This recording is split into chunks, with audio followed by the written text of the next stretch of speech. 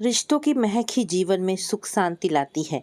लेकिन सुधीर अपनी धन दौलत के अभिमान में डूबा रहता। रिश्तों की कदर उसके लिए कोई मायने नहीं रखती थी। परिवार, रिश्तेदार, सगे संबंधी होते हुए भी वह खाली हाथ था। साथ था तो केवल एक दोस्त।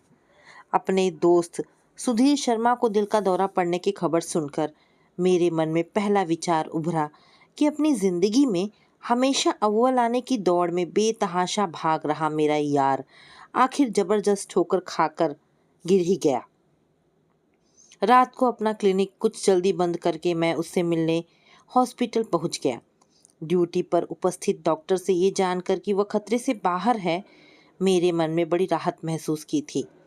मुझे देखकर सुधीर मुस्कुराया और छेड़ता हुआ बोला, अच्छा किया जो मुझसे मिलने आ गया, पर तुझे तो इस मुलाकात की कोई फीस नहीं दूंगा विजय।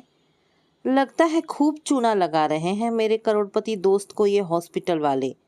मैंने उसका हाथ प्यार से थामा और पास पड़े स्टूल पर बैठ गया। इस हॉस्पिटल मालिक डॉक्टर मेहरा को ये जमीन मैंने ही दिलाई थी। इसने तब जो कमीशन दिया था वो लगता है अब सूद समेत वसूल करके रहेगा। यार, कुएं से एक बाल्टी पानी कम हो जाने की क्यों चिंता कर रहा है? जरा सा दर्द उठा था छाती में और ये लोग 50,000 का बिल कम से कम बना कर रहेंगे। पर मैं भी कम नहीं हूँ। मेरी देखभाल में जरा सी भी कमी हुई नहीं कि मैं इन पर चढ़ जाता हूँ। मुझसे सारा स्टाफ डरता है। दिल का दौरा पड़ जाने के बावजूद सुधीर के व्यवहार में कोई खास बदलाव नहीं आया था। वह अब भी गुस्सैल और अहंकारी इंसान ही था। अपने दिल के दौरे की बात भी वह इस अंदाज में कर रहा था मानो उसे कोई मेडल मिला हो। कुछ देर के बाद मैंने पूछा, अमित और स्नेहा कब आए थे? अपने बेटे बहू का नाम सुनकर सुधीर चिढ़े हुए अंदाज में बोला, अमित सुबह शाम चक्कर लगा जाता है। स्नेहा को मैंने यहाँ आने से मना किया है। क्यों? अरे उसे देखकर मेरा ब्लड प्रेशर जो गड़बड़ा जाता है। अब तो सब भुलाकर उसे अपना ले यार। गुस्सा, चिढ़, नाराजगी, नफरत और शिकायतें, ये सब दिल को नुकसान पहुंचाने वाली भावनाएं हैं।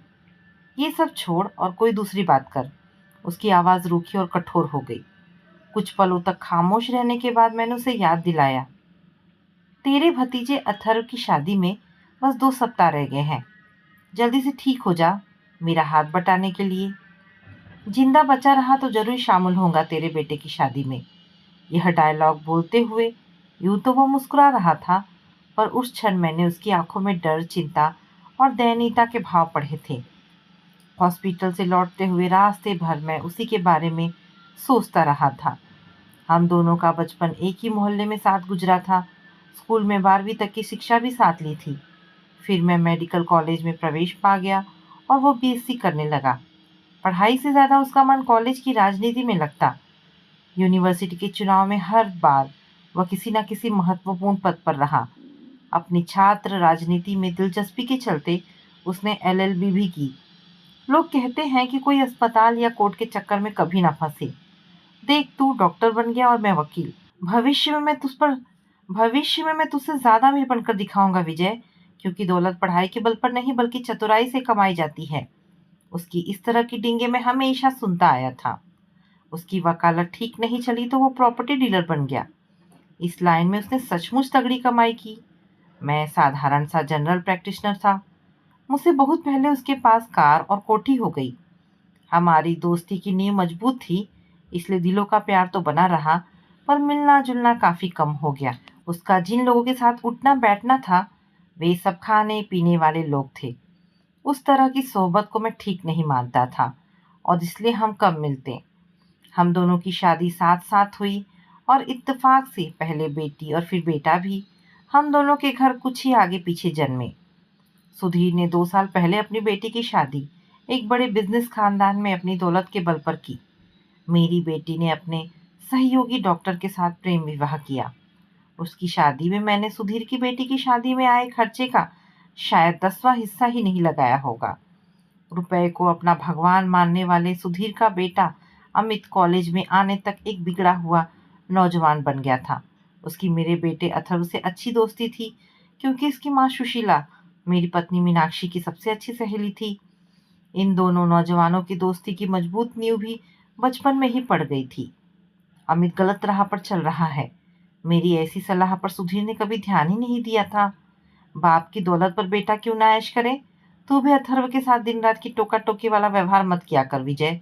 अगर वो पढ़ाई में पिछड़ भी गया तो कोई फिक्र नहीं, उसे कोई अच्छा बिजनेस मैं शुरू करा दूंगा। अपनी ऐसी दलीलों से वो मुझे खींचकर चुप हो जाने को मजबूर कर देता।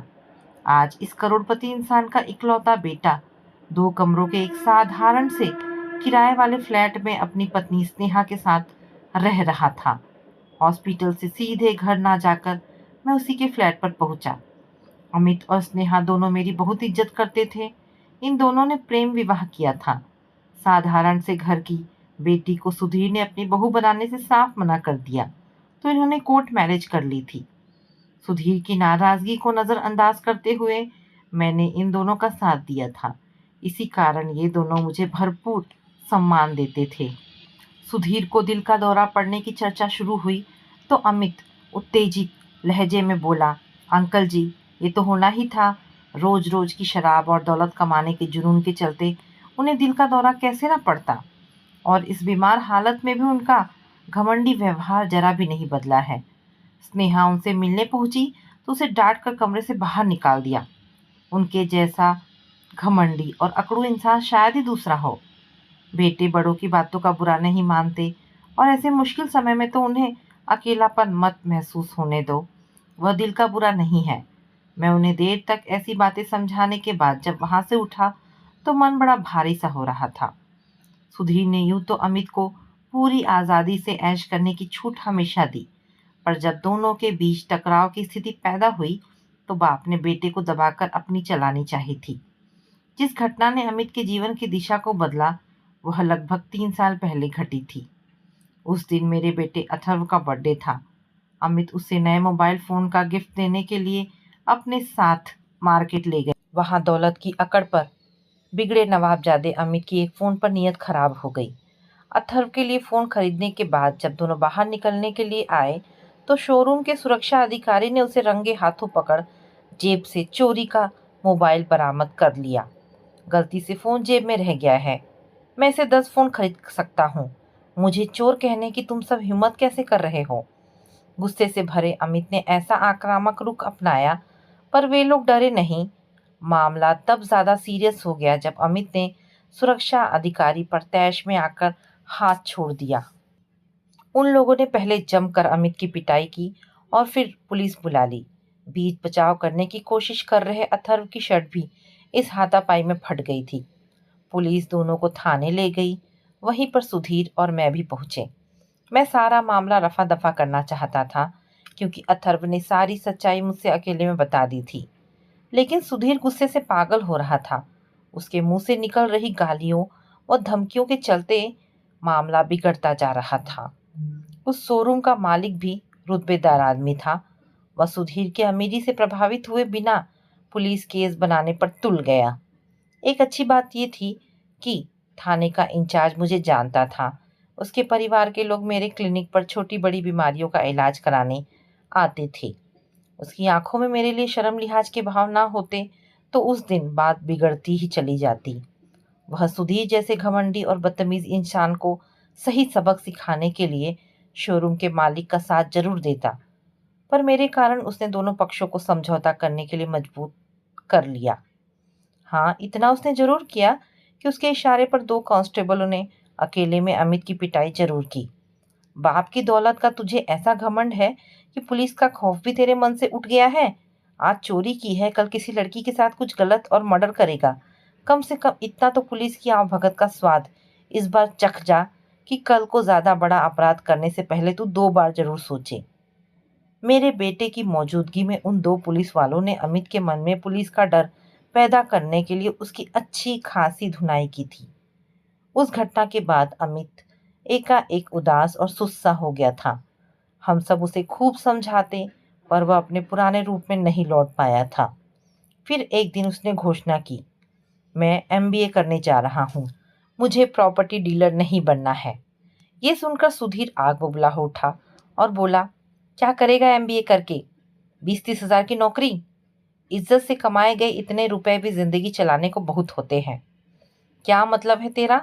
क्या मैं डाका डालता हूँ, धोखाधड़ी करके दौलत कमा रहा हूँ? मुझे आपके साथ काम नहीं करना है। यूं जिद पकड़ अमित ने अपने पापा की कोई दलील नहीं सुनी थी। बाद में मुझसे अकेले में उसने अपने दिल के भावों को बताया था। अंकल जी, उस दिन पुलिस स्टेशन में पुलिस वालों के हाथों बेइज्जत होने से मुझे मेरे पापा की दौलत नहीं बचा पाई थी। एक प्रॉपर्टी डीलर का बेटा होने के कारण उल्टे वे मुझे बदमाशी मान बैठे थे और मुझ पर हाथ उठाने में उन्हें जरा भी हिचक नहीं हो रही थी। दूसरी तरफ आपके बेटे अथर्व के साथ उन्होंने न गाली गलौज की, न मारपीट, क्योंकि उसके साथ अलग व्यवहार किया गया। सिर्फ आपके अच्छे नाम और इज्जत ने उसकी रक्षा की थी। मैं जब भी उस दिन अपने साथ हुए दुर्व्यवहार को याद करता हूँ तो मन शर्म व आत्मग्लानि से भर जाता है। मैं आगे इज्जत से जीना चाहता हूँ, बिल्कुल आपकी तरह अंकल जी। अब मैं उसे क्या कहता? उसके मन को बदलने की मैंने कोशिश नहीं की। सुधीर ने उसे काफ़ी डराया धमकाया, पर अमित ने एमबीए में एडमिशन ले ही लिया। इन बाप बेटे के बीच टकराव की स्थिति आगे भी बनी रही। अमित बिल्कुल बदल गया था। अपने पापा के नक्शे कदम पर चलने में उसे बिल्कुल रुचि नहीं थी। किसी भी तरह से बस दौलत कमाना उसके जीवन का लक्ष्य नहीं रह गया था। फिर उसे अपने साथ पढ़ने वाली स्नेहा से प्यार हो गया। वह स्नेहा से शादी करना चाहता था। यह बात सुनकर सुधीर बेहद नाराज हुआ था। अगर इस लड़के ने मेरी इच्छा के खिलाफ जाकर शादी की तो मैं इससे कोई संबंध नहीं रखूंगा। फूटी कौड़ी नहीं मिलेगी इसे मेरी दौलत की। ऐसी धमकियां सुनकर मैं काफ़ी परेशान हो उठा था। दूसरी तरफ अमित स्नेहा का ही जीवन साथी बनाना चाहता था। उसने प्रेम विवाह करने का फैसला किया और पापा की दौलत को ठुकरा दिया। अमित और स्नेहा कोर्ट मैरिज की तो मेरी पत्नी और मैं उनकी शादी के गवाह बने थे। इस बात से सुधीर हम दोनों से नाराज हो गया, पर मैं क्या करता? जिस अमित को मैंने गोद में खिलाया था उसे मुश्किल समय में बिल्कुल अकेला छोड़ देने को मेरा दिल राजी नहीं हुआ था। अमित और स्नेहा दोनों नौकरी कर रहे थे। स्नेहा एक अच्छी गृहिणी निकली। अपनी अपनी गृहस्थी वह बड़े सुचारू ढंग से चलाने लगी। सुधीर ने अपनी नाराज़गी छोड़कर उसे अपना लिया होता तो ये लड़की उसकी कोठी में हंसी खुशी की बहार निश्चित ले आती। सुधीर ने मेरे घर आना बंद कर दिया। कभी किसी कार्यक्रम में हमारा आमना सामना हो जाता तो बड़ा खींचा खींचा सा हो जाता। मैं रिश्तों को सामान्य व सहज बनाने का प्रयास शुरू करता तो कोई भी बहाना बनाकर मेरे पास से हट जाता। अब उसे दिल का दौरा पड़ गया था। शराब, सिगरेट, मानसिक तनाव व बेटे बहू के साथ मनमुटाव के चलते ऐसा हो जाना आश्चर्य की बात नहीं थी। उसे अपने व्यवहार व मानसिकता को बदलना चाहिए। कुछ ऐसा ही समझाने के लिए मैं अगले दिन दोपहर के वक्त उससे मिलने पहुंचा था। उस दिन सुधीर मुझे थका टूटा सा नजर आया। यार आलोक, मुझे अपनी ज़िंदगी बेकार सी लगने लगी है। आज किसी चीज़ की कमी नहीं है मेरे पास, फिर भी जीने का उत्साह क्यों नहीं महसूस करता हूँ मैं अपने अंदर। उसका बोलने का अंदाज ऐसा था मानो मुझसे सहानुभूति प्राप्त करने का इच्छुक हो। इसका कारण जानना चाहता है तो मेरी बात ध्यान से सुन। दोस्त, तेरी दौलत सुख सुविधाएं तो पैदा कर सकती हैं, पर उससे अकेलापन दूर नहीं हो सकता। अपनों के साथ प्रेम पूर्वक रहने से अकेलापन दूर होता है यार। अपने बहू बेटे के साथ प्रेम पूर्ण संबंध कायम कर लेगा तो जीने का उत्साह जरूर लौट आएगा। यही तेरी उदासी और अकेलेपन का टॉनिक है। मैंने भावुक होकर उसे समझाया। कुछ देर खामोश रहने के बाद उसने उदास लहजे में जवाब दिया, दिलों पर लगे कुछ जख्म आसानी से नहीं भरते हैं विजय। स्नेहा के साथ मेरे संबंध शुरू से ही बिगड़ गए। अपने बेटे की आंखों में झांकता हूँ तो वहाँ अपने लिए आदर या प्यार नजर नहीं आता। अपने किए की माफ़ी मांगने को मेरा मन तैयार नहीं। हम बाप बेटे में से कोई झुकने को तैयार नहीं तो संबंध सुधरेंगे कैसे? उस रात उसके इस सवाल का जवाब मुझे सूझ गया था। वह समाधान मेरी पत्नी को भी पसंद आया था। सप्ताह भर बाद सुधीर को हॉस्पिटल से छुट्टी मिली तो मैं उसे अपने घर ले आया। सुशीला भाभी भी साथ में थी। तेरे भतीजे अथर्व की शादी हफ्ते भर बाद है। मेरे साथ रहकर हमारा मार्गदर्शन कर यार। ऐसी इच्छा जाहिर कर मैं उसे अपने घर लाया था। अरे, अपने बेटे की शादी का मेरे पास कोई अनुभव होगा तो मार्गदर्शन करने वाली बात समझ में आती। अपने घर में दम घुटेगा ये सोचकर शादी वाले घर में चल रहा हूँ। उसका निराश उदास सा स्वर मेरे दिल को चीरता चला गया था। अमित और स्नेहा रोज ही हमारे घर आते। मेरी सलाह पर स्नेहा अपने ससुर के साथ संबंध सुधारने का प्रयास करते। वह उन्हें खाना खिलाती, उनके कमरे की साफ सफाई कर देती। दवा देने की जिम्मेदारी भी उसी को दे दी गई थी। सुधीर मुंह से तो कुछ नहीं कहता, पर अपनी बहू की ऐसी देखभाल से वह खुश था। लेकिन अमित और उसके बीच खिंचाव बरकरार रहा। दोनों औपचारिक बातों के अलावा कोई अन्य बात कर ही नहीं पाते थे। शादी के दिन तक सुधीर का स्वास्थ्य काफी सुधर गया था। चेहरे पर चिंता, नाराजगी व बीमारी के बजाय खुशी और मुस्कुराहट के भाव झलकते। वह बारात में भी शामिल हुआ। मेरे समधी ने उसके आराम के लिए अलग से एक कमरे में इंतजाम कर दिया था। फेरों के वक्त वह पंडाल में फिर आ गया था। हम दोनों की नजरें जब भी मिलती तो एक उदास सी मुस्कान सुधीर के चेहरे पर उभर आती। मैं उसके मनोभाव को समझ रहा था। अपने बेटे की शादी को इन सब रीति रिवाजों के साथ न कर पाने का अफसोस उसका दिल इस वक्त जरूर महसूस कर रहा होगा। बहू को विदा कर जब हम चले, तब सुधीर और मैं साथ साथ अगली कार में बैठे हुए थे। सुशीला भाभी, मेरी पत्नी स्नेहा और अमित पहले ही चले गए थे नई बहू का स्वागत करने के लिए। हमारी कार जब सुधीर की कोठी के सामने रुकी तो बहुत जोर से चौंका था। सारी कोठी रंग बिरंगे बल्बों की रोशनी में जगमगा रही थी। जब सुधीर मेरी तरफ घूमा तो उसकी आंखों में एक सवाल साफ चमक रहा था। ये सब क्या है विजय? मैंने उसका हाथ थामकर उसके अनबुझे सवाल का जवाब मुस्कुराते हुए दिया। तेरी कोठी में भी एक नई बहू का स्वागत होना चाहिए। अब उतरकर अपनी बहू का स्वागत कर और आशीर्वाद दे। रोने धोने का काम हम दोनों यार बाद में अकेले में कर लेंगे। सुधीर की आंखों में सचमुच आंसू झलक रहे थे। वह भरे गले से इतना ही कह सका, विजय, बहू को यहाँ लाकर तूने मुझे हमेशा के लिए अपना कर्जदार बना लिया। Thank you, thank you very much मेरे भाई। सुधीर में अचानक नई जान पड़ गई थी। उसे अपनी अधूरी इच्छाएं पूरी करने का मौका जो मिल गया था। बड़े उत्साह से उसने सारी रस्मों में हिस्सा लिया। अथर्व और नई दुल्हन को आशीर्वाद देने के बाद अचानक ही सुधीर ने अमित और स्नेहा को भी एक साथ अपनी छाती से लगाया और फिर किसी छोटे बच्चे की तरह बिलख कर रो पड़ा था। ऐसे भावुक अवसर पर हर किसी की आंखों से आंसू बह निकले और इनके साथ हर तरह की शिकायतें, नाराजगी, दुख, तनाव और मनमुटाव का कूड़ा बह गया। तूने सच कहा था विजय कि रिश्तों के रंग बिरंगे फूल ही जिंदगी में हंसी खुशी और सुख शांति की महक पैदा करते हैं, ना कि रंगीन नोटों की जगमगाहट। आज मैं बहुत खुश हूँ क्योंकि मुझे एक साथ दो बहुओं का ससुर बनने का सुअवसर मिला है। थैंक यू भाई। सुधीर ने हाथ फैलाए तो मैं आगे बढ़कर उसके गले लग गया। मेरे दोस्त के इस हृदय परिवर्तन का वहां उपस्थित हर व्यक्ति ने तालियां बजाकर स्वागत किया।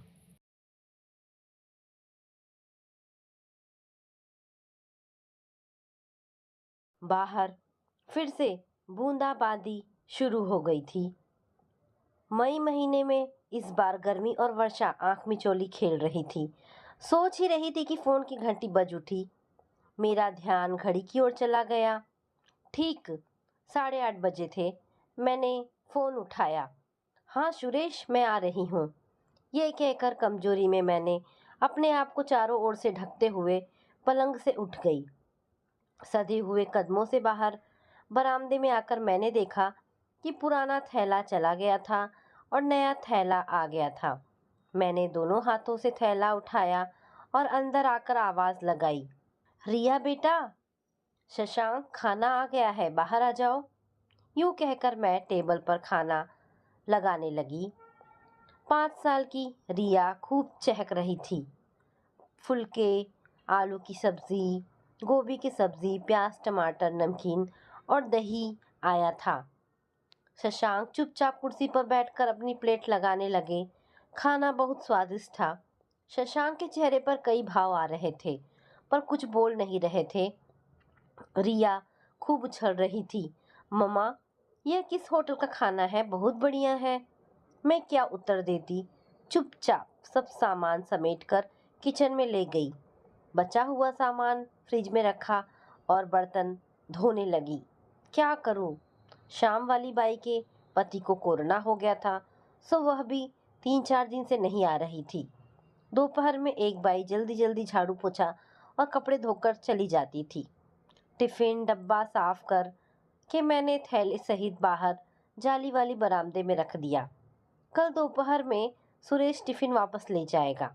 शशांक अपने कमरे में चले गए और मैं दूसरे कमरे में आ गई।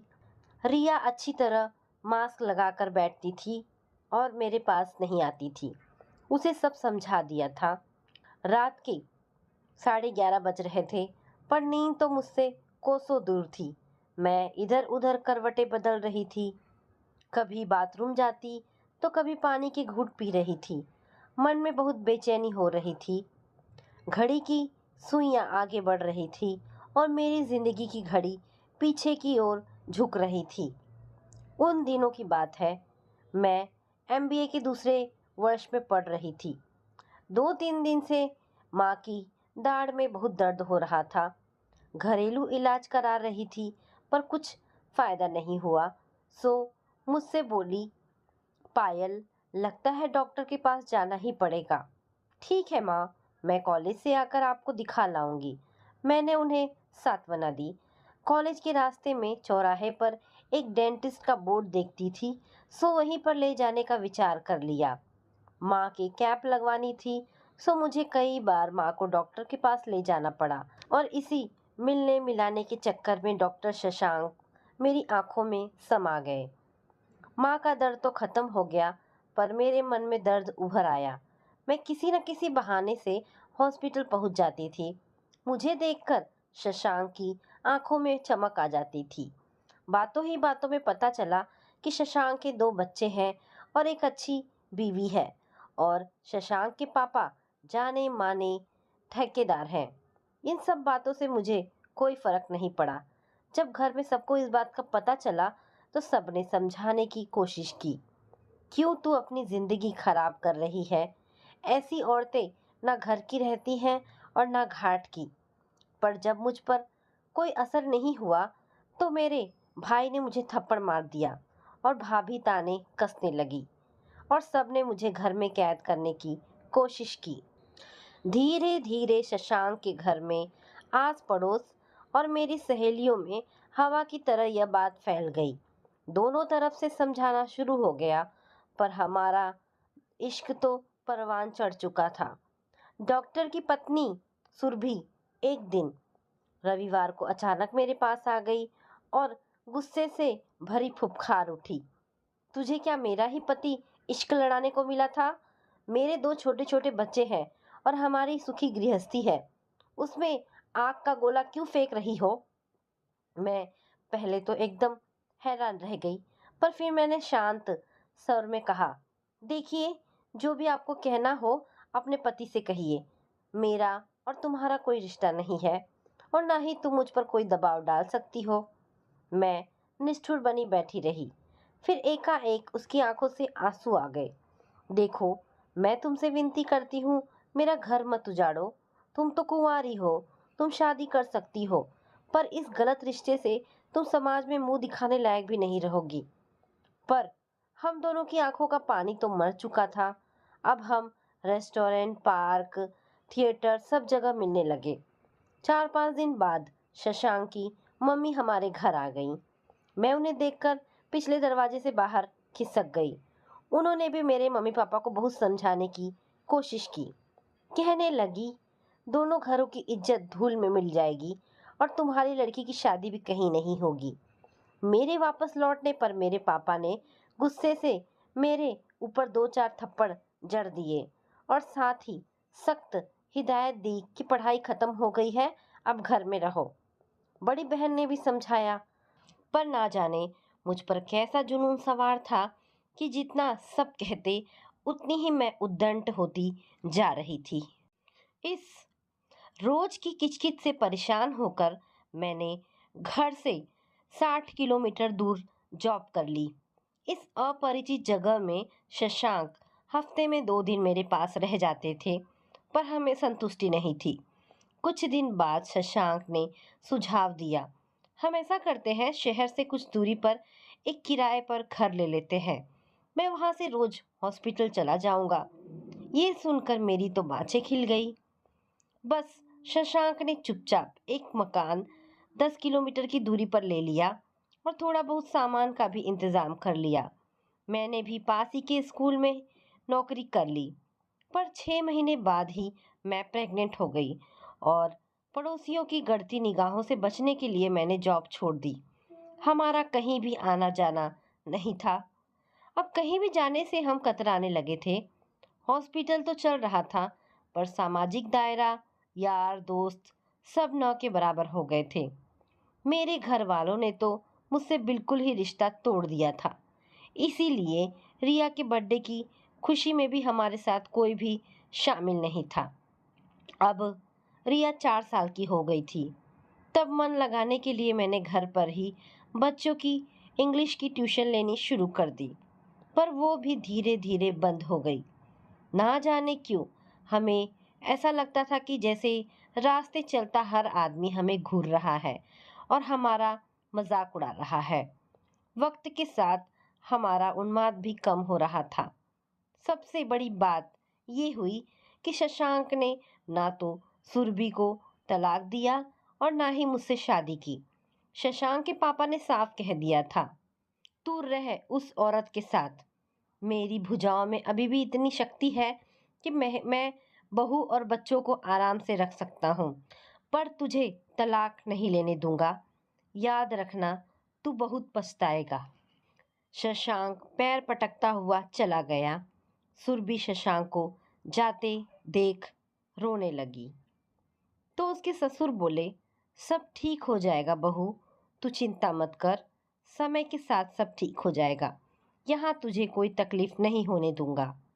बस दूर रहकर शशांक अपनी अधपकी जिंदगी जी रहे थे।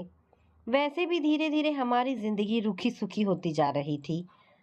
थोड़ा बहुत प्यार था तो वो सिर्फ रिया की वजह से। शशांक रिया को बहुत प्यार करते थे। सबसे बड़ी बात जो मुझे खटकती थी वो ये कि शशांक ने अपने घर जाना बंद नहीं किया था। सप्ताह में वो 3-4 चक्कर लगा ही लेते थे और उनकी छोटी छोटी इच्छाएं भी पूरी कर देते थे। ये बात मुझे पता चल गई थी। चिढ़ भी बहुत छूटती थी। हम दोनों के बीच इस बात को लेकर कई बार झगड़ा भी हुआ था और मैं अपने लिए असुरक्षा भी महसूस कर रही थी। पर मुझे ही चुप होना पड़ता था। मेरे तो मायके के दरवाजे भी बंद थे। कहाँ जाती? रिया कभी कभी कुछ सवाल करने लग गई थी, पर हम उसे बहलाकर शांत कर देते थे।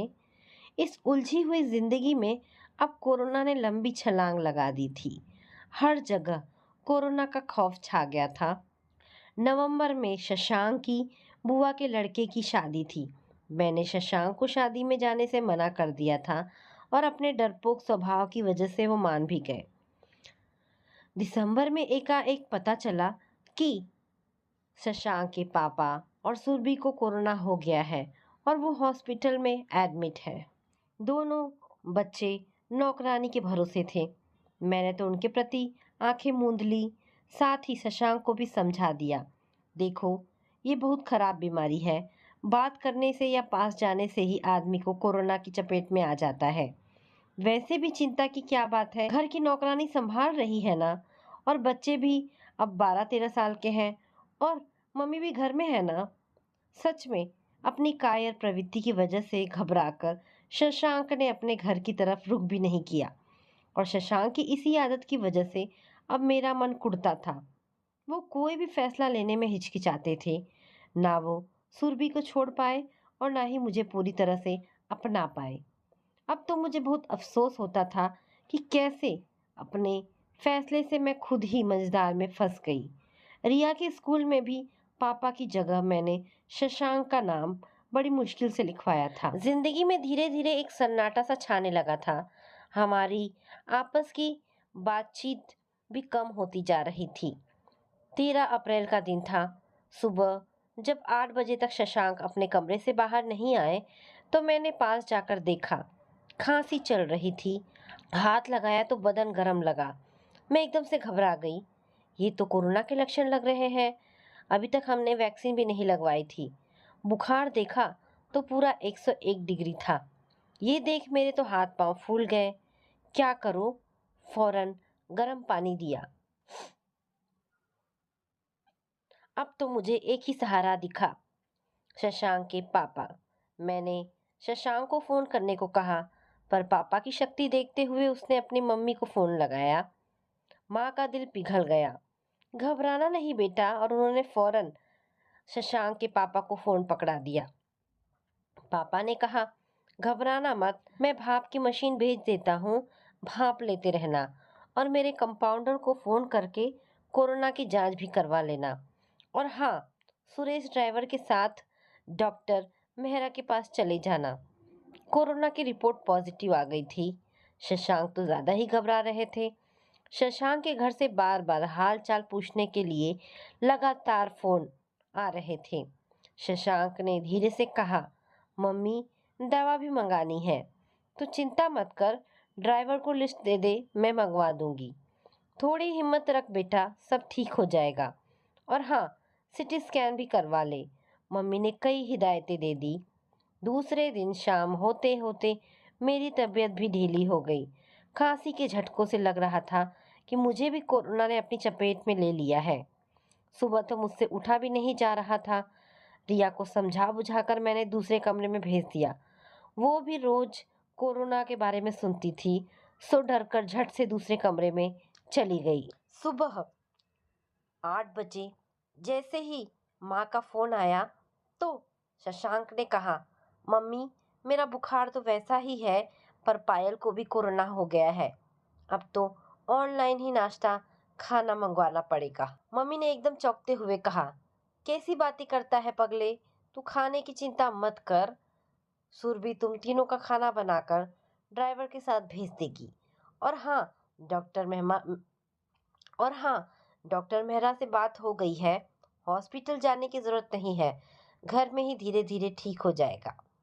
फिर मम्मी आके बोली, किसी भी चीज को मांगने में संकोच मत करना, जिस चीज की जरूरत हो लिस्ट बनाकर सुरेश को दे देना।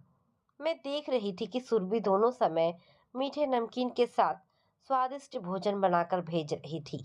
खाते हुए मेरी आंखें अक्सर गीली हो जाती थी। इतना काम होते हुए भी सुरभि शशांक को रोज 2 बार फोन कर देती थी, बल्कि उसने 2-3 बार मुझे भी तबीयत का मैसेज भेज दिया था। मुझे शर्मिंदगी और ग्लानि महसूस हो रही थी। 15 दिन बीत चुके थे, दोनों की तबीयत काफी संभल गई थी, और साथ ही अब मेरे मन में बहुत उथल पुथल मच गई थी। आज मुझे एहसास हो रहा था कि एक घर की खुशियों को छीनकर मुझे क्या मिला। मेरे पापा के घर के दरवाजे मेरे लिए हमेशा के लिए बंद हो गए। मेरे पापा मेरा गम लिए 2 साल बाद ही इस दुनिया से विदा हो गए थे। ऐसे रिश्ते से ना तो मैं अपना करियर बना पाई, प्रगति के शिखर पर बैठा पाई, बल्कि सच पूछो तो एक होशियार डॉक्टर को मैंने कुपमंडुक बना दिया।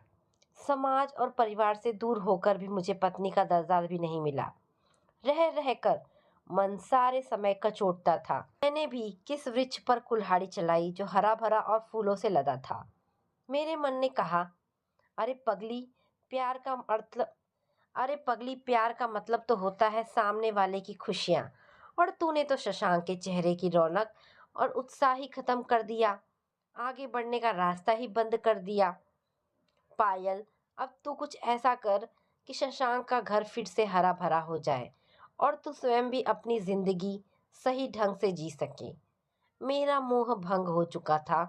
कुछ सोचकर मैंने दृढ़ता से अपनी बड़ी बहन छाया को फोन किया, जो दिल्ली में रहती थी और मेरी हमदर्द थी। दीदी, मेरा इस शहर में अब दम घुटता है। यदि मैं आपके शहर में आ जाऊं तो क्या मुझे नौकरी मिल जाएगी? मैंने झिझकते हुए कहा। मेरी बहन एकदम से बोल पड़ी, हाँ हाँ, क्यों नहीं पायल, ये तूने बहुत अच्छा सोचा है। कुछ दूरी पर यहाँ 2 महीने पहले ही एक नया कॉलेज खुला है। तेरे जीजा जी की पहचान भी है, और फिर तेरी तो इंग्लिश भी बहुत अच्छी है, तुझे तो जरूर ही रख लेंगे।